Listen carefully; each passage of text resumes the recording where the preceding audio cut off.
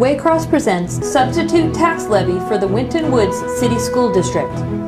When voters go to the polls on November 6th, they will be asked to approve the following issue.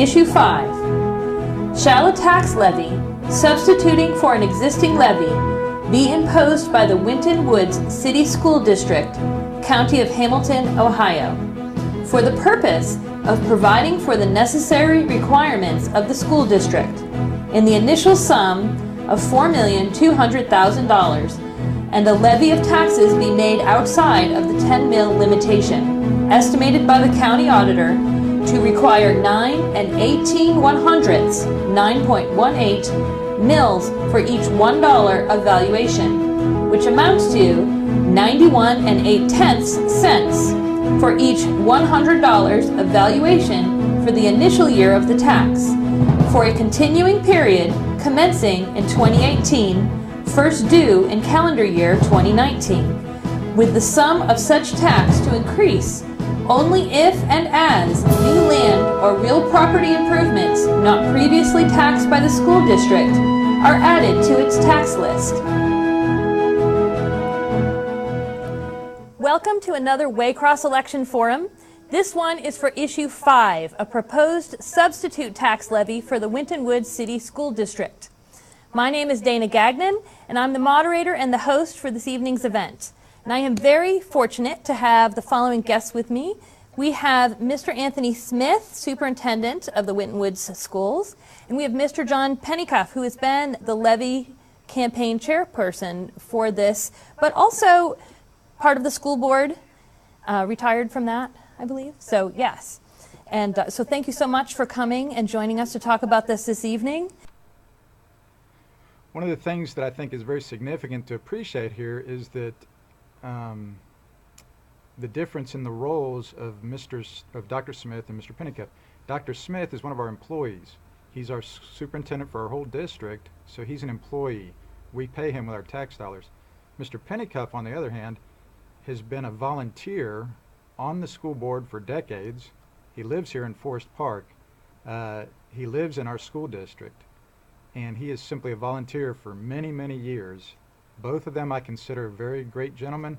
I've had nice chats with them over the years, especially Mr. Pennycuff.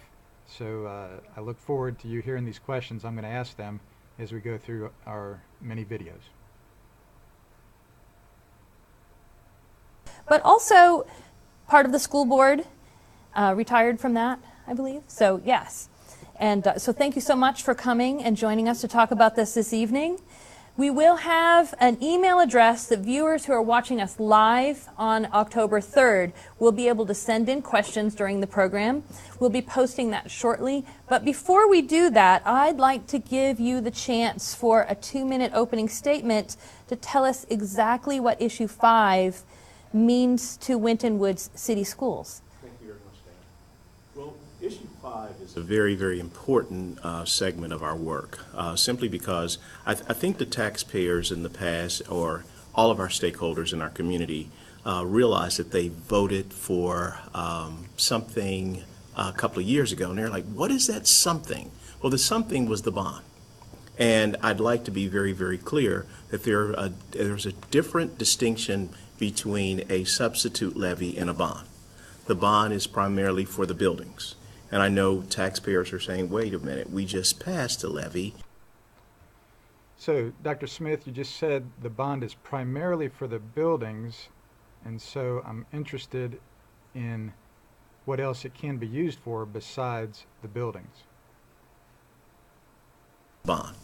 The bond is primarily for the buildings. And I know taxpayers are saying, wait a minute, we just passed a levy, and it's a different sort of standard. So one of the major pieces, those two can't be interchanged, meaning if you use the money for the bond, it has to be for brick and mortar. It has to be for buildings. And the substitute levy, of course, is for the operational procedures, the teachers, the supplies, the technology, the lights, the heat, the water, all of those amenities that make the school operate in a very, very efficient way. So I know the taxpayer. So, Dr. Smith, I'm a little confused here because a moment ago you said the bond money could be used primarily for the buildings, but now you're saying it can only be used for the buildings and not other functions.